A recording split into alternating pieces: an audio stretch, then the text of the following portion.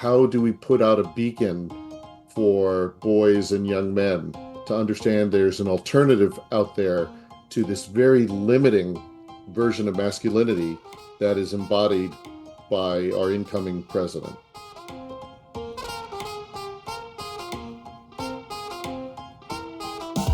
Welcome to Aspire, and I Have the Right To podcast, where we amplify voices, share stories, and drive change in the fight against sexual assault. We explore the critical issues surrounding student safety, institutional accountability, and survivor empowerment. In every episode, our goal is to provide insightful conversations with survivors, experts, educators, and advocates, giving you, our listener, valuable information, resources, and actionable steps to create safer environments and cultivate a culture of respect and consent. Today's topic, it is now Sunday, November 10th, 2024. It is 5 days after our presidential election, and today we're going to dive into an unexpected or unplanned for discussion. When we were meeting before turning on the record button, we decided we need to speak up today. So this is an unplanned, unscripted, although all of our podcasts are unscripted, an especially unscripted episode where we're speaking from the heart about how we feel about the state of masculinity going forward in the era of Trump 2.0. The re-election of Donald Trump, a man with a well-documented history of misogyny, sexual misconduct, and even a civil court ruling that declared him a rapist, really forces us to confront the messages we send about leadership, character, and most importantly, masculinity. This moment challenges the nation of accountability and about the concept of accountability, particularly when it comes to how we define manhood in positions of power. So, and please pardon me, audience, I am recovering from a long bout of pneumonia, so my voice might crack a bit, but I wanted, and it won't be because of emotions, that's why I wanted to let you know, but I wanted to dive into this with my two co-hosts. So I want to ask you guys, how do you feel now that we've had several days to digest the results of the election? How do you guys feel about the state of masculinity, especially from your important vantage point as, juniors in high school? Well, I'll start. I think that we've been talking about this phenomenon that's going on, or this saying that many boys are saying, your body, my choice, which is obviously a result of the election and the topic surrounding abortion. But even worse than that, I think that this phrase has even greater implications, even worse implications for the state of masculinity and sexual assault. So I think that this saying your body, my choice, is a direct objectification of women. And I think that the more that this phrase goes around, I think the more dangerous that our society is going to get, because I think we're actually going back in time with this phrase.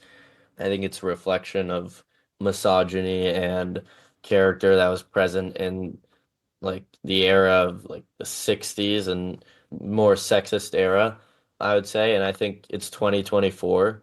And I really think that we need to realize that it's not your choice what you do with a woman. I think that this phrase is seriously dangerous to our country, and especially that it's going around young boys. I think this could promote a culture of serious sexual assault, and we talk about promoting a culture of consent, but I think this does the opposite. So I think that this phrase, which is being sent around college campuses and social media and TikTok, I think is seriously dangerous. So that's what I have to say about that. My daughters just forwarded me yesterday these messages that they were reading on social media about young men posting and saying this phrase that I'd never really heard before because I think it's so outrageous. Your body, my choice. And how are your peers like how is this manifesting itself in conversations with your peers and others or maybe even within at the dining table? Well, I think that I haven't heard any of my friends or anybody at school say this yet. I think that it's been a very recent development, so I think that unfortunately, given time, it will have more of an impact. But the sad thing is, I think people just find it humorous and kind of a phrase that is like jokingly rebelling against like the phrase "my body, my choice." Now that the results of the election are over, I think like people are using it as a phrase to like rub in some people's faces about the results or to kind of, joke about it and this humor surrounding it. But I really don't think that it should be a joke. I think it should be taken very seriously because I don't think people realize the impact that they have just on our whole country by the use of this phrase in our world even. Yeah, and I think also one of the reasons why this phrase is so widely said now by so many people on the internet is because I think we have a leader that has disturbing things and misogynistic things. And I think this election has definitely created a major divide within young men. And I think so many men have kind of seen what Donald Trump and people like Joe Rogan have said about kind of this old school masculinity and how you have to be a man by being this strong, fierce, aggressive person, and you have to put yourself up and bring others down like women, and that's how you can really be a real man. And they've seen that and be like, oh wow, he's now the president. Look at him. I should follow in those footsteps. But I think that's just because that's the only kind of masculinity that they've been exposed to. So when I see these types of people, I just think it's really a lack of exposure for them. And I think the main issue is they haven't been exposed to anything else. So I think when we really get this word out and more people understand what aspirational masculinity is, I think it's kind of only a matter of time before there starts to be a reversal. But I think it's definitely very hard now, especially with the re-election of Donald Trump. So how are you guys feeling? Because I want to express how I reacted and felt. And, and what I'm going to say now is not a political statement per se, but I was thinking in the lens of the work that we have been doing together through the podcast, through the aspirational masculinity work out in the communities. There's so much hope that I had in terms of when we would meet to talk about the podcast and when I'm going out in schools and seeing the appetite of young men to try to be the best versions of themselves and explore their wholeness. And seeing now this event with the election and the regression, because I do agree with you, this election suggests that the traits of dominance, aggression, and self-interest still hold more value than empathy, respect, and responsibility. And, when the leader of our country embodies those attitudes, how do we in our daily life try to, counter that? Because the reward system says the person with the most powerful job and the most unique job in the world, in the country, is one who embodies these old school masculine traits. How are you guys feeling about all of this? Well, I think this is something I know we referred to back in many of our episodes, but I think it's so important to really stop it at the first time that you see this or experience this. And I think, like we say, kind of stop it at the root. Don't let it expand into something more and don't let people continue to talk about it. But the first time you hear it, maybe your friend or a classmate or even an acquaintance or anyone at school, you should really call them out on that and stop it there so you don't continue this kind of train of thinking or whatever they're saying to other people and don't let it expand out. But I think if people think that, oh, it's a bad thing what they just said, but they just said it once, so it's fine, it can just stop there.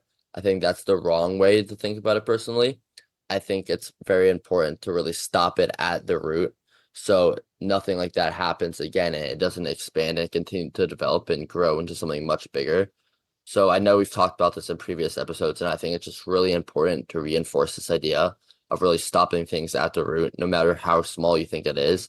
If something is wrong, think about what you believe in morally and make sure that what you do kind of reflects your morals and your internal soul, and make sure that you stop it at the root. And even if you just call it out slightly, just take that one step, and that one step will have a very big impact. So one of the first things that like I've noticed just a little less serious about the election is how, well, still a serious topic, but people have been like recreating Trump's dance that he does on his stage at rallies, or that he did during his campaign. And I've seen it. I've seen, people just continue to do it. And even though it's something as simple as like a small dance, I think that shows just, the effect that our leader has on our country. And even when he's doing just this little dance that you might not think is serious, you see the impact of it. And so the next time, he says something misogynistic or, something like that, I think that people need to realize the effect, right? Like Gabriel said, at the root, and stop it at the root, because our leader does have great influence, even though we live in obviously a democracy. I think that people don't realize the effect that our president has and the inspiration that he has to cause people to act a certain way. So I don't know. I guess that was my first reaction to all this. I think that, people were processing the results of the election, but I was thinking, what does this imply for our country, and what is this going to do to the state of masculinity, or just the state of our country in general? And I was really thinking about, in general, just to answer your question, the influence that our president has. So yeah. And I just think a question back to you, Alex, because I know it's obviously impacted this kind of young generation of men, but I would say, how do you think this has impacted the older generation of men, and how do you think that's impacted this older idea of masculinity for you? Yes, well, it actually fills me with contrasting emotions or reactions. One is fear of us sliding backwards and losing some of the ground that we've gained post Me Too, about raising awareness about the importance of respect, understanding consent, the focus on healthy relationships. And because the culture of Trump is one of divisiveness and one of suspicion and anger and the feeling of one group or side needing to dominate over another. And these are the traits that have brought rape culture to the forefront. And the contrasting emotion or reaction that I've had is one of motivation, because the work that our organization, I Have the Right To, is doing is now more important than ever. The work that I'm doing with you guys becomes tremendously important. How do we put out a beacon for boys and young men to understand there's an alternative out there to this very limiting version of masculinity that is embodied by our incoming president? One where vulnerability, the softer emotions, the ability to have empathy are non-existent. And, these are things that we need to, sort of counter in terms of our work, in terms of encouraging young men that there's a different way to achieve your future. And because, as we know, there's so many destructive elements right now. Our young people are facing a crisis of mental health. They are feeling more isolated and alone than ever. The concepts of friendship and connectivity are less and less available to young people. And this is reinforced by structural things like our technology and social media and in the post-COVID world. So this has been a perfect storm for us to take so many steps backward. And we're seeing it in the data in terms of the impact to our young people, but especially our young men. And I do see so much hope in terms of engagement with young people like you guys and the thousands of students that we meet each semester through our organization and my work with Don McPherson, who's the ultimate beacon on the topic of aspirational masculinity. But instead of creating a wave, now we face, some forces stacked up against us. So, when I come out of it, I was sort of very saddened by the election result, but now coming out of it, out of a couple of days, I'm absolutely motivated that, the work is truly important, and then I get filled with gratitude to be able to work with you guys, Hugh and Gabriel. So grateful to have the relationship and see the energy and passion that you guys bring to it. Again, that rekindles my sense of hope looking forward. Thank you. I think that's really impactful and powerful, and I completely agree. I think I do see a lot of bad things though with our generation now with this president-elect, but I also agree. I think I do see a lot of good things, and I think it's really important for people, especially with this outcome of the election, to not let themselves get too hopeless, but to really kind of use this as kind of a silver lining to see now how important it is to really speak up and kind of raise awareness about aspirational masculinity and to really make a stand and not let it become some secondary thing. But especially now with all the people kind of going in the opposite direction, but to really make a firm stand against it and say, actually, no, you have to go into this aspirational masculinity, and this is really what you want to aspire to be like as a man. Yeah, it is very interesting when we reach these inflection points. These inflection points are powerful moments because, we all know in daily life, we're all very busy. You guys are in the middle of your SAT studying and getting ready for the college application process and trying to do sports and keep your GPAs where they need to be. But these inflection points are important because it allows us to escape from the daily grind, the daily routines, to look at the bigger picture. And one thing I would hope our listeners will do as a result of these election results, regardless of who you were supporting or backing or voted for, there's no doubt that we should be having conversations. And I would ask each of our listeners to have a conversation at the dinner table with our parents. And I'd like to get your guys' reaction to this, but to sit down at the dinner table and raise the topic proactively with your parents to say, I just saw this social media post with this chant of your body, my choice, and to bring up that topic and have a conversation and ask, your parents their thoughts, to ask your siblings their thoughts, and to have a general conversation about this because I think it's important for us to talk about these things because they're not funny. I know, Hugh, you mentioned that the reaction to this is, oh, that's funny. It's sort of like, I'll show my age here, how I read haha in text, right? That is like almost like a knee-jerk reaction to any statement, even if it's not funny or not. But it's a human nature reaction to something that is uncomfortable, right? And you're trying to see, how should I react to this? Well, to me, this is not a funny statement. It's one that is dangerous. It is hurtful. It's intimidating. It's meant to be silencing to a group of people. And we should be having conversations. Yes, it did happen. It escaped into the atmosphere. But honestly, what do people think about this? Tell me, guys, what do you think a conversation would be like around your table?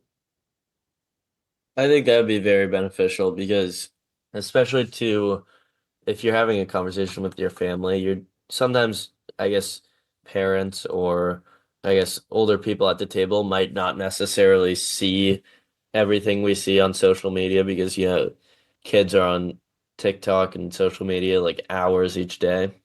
And although they might read it in the news, TikTok kind of promotes more humor and there's a different approach to it. So I think that the younger perspective on this and mixed with the older generation's perspective is definitely beneficial. And I think we get to see like if parents were to talk about, their time during Roe v. Wade and maybe the chants that were going on then or what was happening then, and to think that that was, so many decades ago is just kind of, it gives you perspective on, you know, how that phrase has put us, so many years back. And I'm sure there were chants similar to that around the Roe v. Wade time, so it just gives you perspective on the fact that we're actually moving backward rather than moving forward in our course of history. And so, to your question, I think that the perspectives on this topic would definitely be beneficial, and just hearing what people think about this, because I think it is just such an absurd topic to think about that people are saying, your body, my choice, but it is a real topic, and I think people need to realize that. So I think that those conversations would be great. Yeah, I completely agree with what you just said, Hugh. And I think it'd be very interesting to see how people have experienced masculinity, especially our parents in their times, and how it's compared to maybe our times currently. But even how they experience masculinity to how we experienced masculinity a year ago, and to how that's shifted even in just 1 year to now how to now what it is after this presidential election. And I think this presidential election, even though it was just one day, it had a major shift in masculinity. Not itself a major shift, but I think it kind of displayed the major shift that has been happening and kind of been reversing over time. And I think it'd be very interesting to see what people of the older generation think of masculinity and what they think it should be now, since there's been so much more time to kind of develop this modern sense of what it really means to be a man and this aspirational masculinity that we talk about. Well, this gives me, some hope. I'm a very hopeful person by nature, but what I've learned through my daughter's experience, and you guys have heard me refer to this before, about a pebble being dropped into a pool of still water. That pebble creates little ripples that can convert into waves, and that could encourage more pebbles to be dropped. I have the same image in my head by thinking about each one of you having a conversation around the dining table to raise this topic, proactively, because then hopefully your parents hear this perspective and that helps inform or shape, because obviously they care about you and hopefully they'll be listening and some learning going on that might influence their, conversations at when they're out with friends for coffee or around the water cooler at work when someone says, some outrageous comment, and they might be empowered to say, wait a second, my child who I care for has opened up their soul to talk to me about how they feel about this topic. And yes, this shouldn't be a thing that's out there and even viewed as funny, right? And we get that organic momentum by using our voice, which is something that our org feels is every young person's superpower, right? And if we can get more people to have these conversations, and again, this is not political. This is a conversation that I think we can all agree upon, that this concept of feeling safe, of feeling respected, being able to carry dignity and give and offer dignity to others is so important. And we've seen the power that connectivity and that feeling of support and the feeling of love, that's how things change.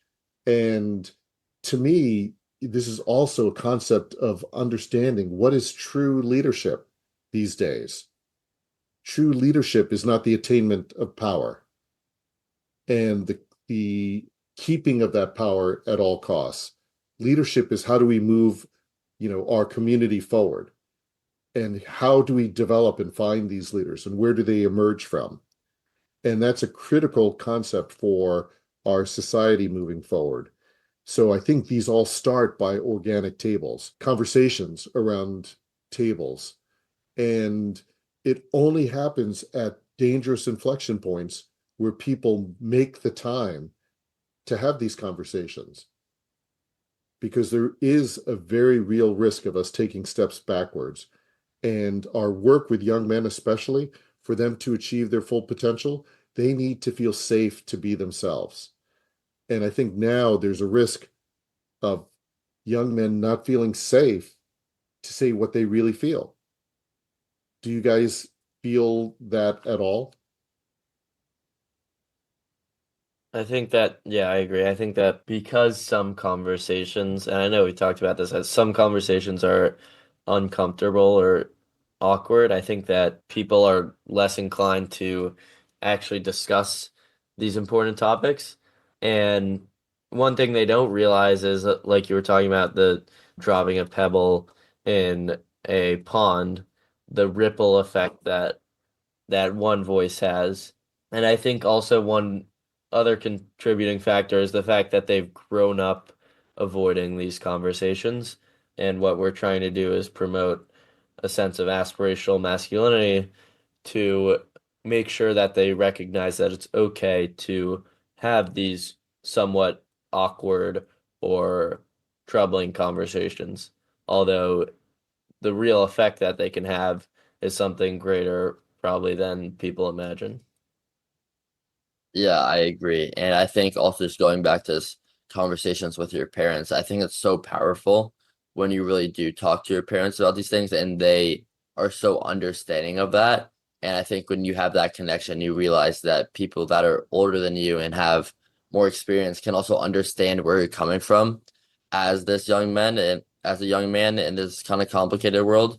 I think that can be very, very empowering and that can make you feel like you can speak out and you can say how you feel. And when now that parent has that new information, they can tell other parents, and that can kind of spread this whole wave of what it really means to be a man and this real aspirational masculinity. And that's why I think it's crucially important to really, in our young generation, to speak out. But I think it's also really important to bridge the gap between the older generation and the younger generation to show this idea of aspirational masculinity and how it doesn't just apply to young men or old men. I think it's across all generations. And I think that's a really important point to make, especially out of this political election. This might sound like a little bit of a statement, but I'm feeling sort of statement-ish, this weekend post-election. But, this is all very personal to me as the father of a survivor of sexual assault. The culture and the air that we breathe is an element that influences people, and it can influence them positively or negatively. And definitely at the institution where my two daughters were at school, the St. Paul School in Concord, New Hampshire, the air that they were breathing was one of rape culture and of abuse, and hiding that abuse and isolating and shaming victims into silence. And therefore, I feel it almost my obligation to speak up now. At I Have the Right To, we believe that safety starts with respect. This simple yet profound principle can transform lives and communities. Respect forms the foundation for healthy relationships, for justice, and for every individual's right to live in their wholeness. By fostering respect, we create environments where everyone, regardless of their background, can achieve their full potential. Together, let us commit to building a future grounded in mutual understanding and shared purpose. We need this now more than ever, where all people feel empowered to thrive. The path forward begins with each one of us. So I'm so grateful, Hugh and Gabriel, for your commitment to this.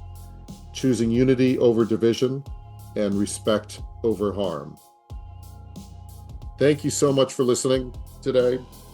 Like and subscribe the podcast on all platforms. And if you enjoyed today's episode, please give us a 5-star rating and tell your friends about Aspire. Follow us on social media at I Have the Right To. Learn more about our student and executive programming at ihavetherightto.org. Gentlemen, thank you for this ad hoc-ish version of our podcast. It was wonderful speaking to you guys today. Thank you, everyone. Thank you so much for listening. Like and subscribe to the podcast on all platforms. And if you enjoyed today's episode, please give us a 5-star rating and tell your friends about Aspire. Follow us on social media at I Have the Right To. Learn more about our student and executive programming at our website at ihavetherightto.org.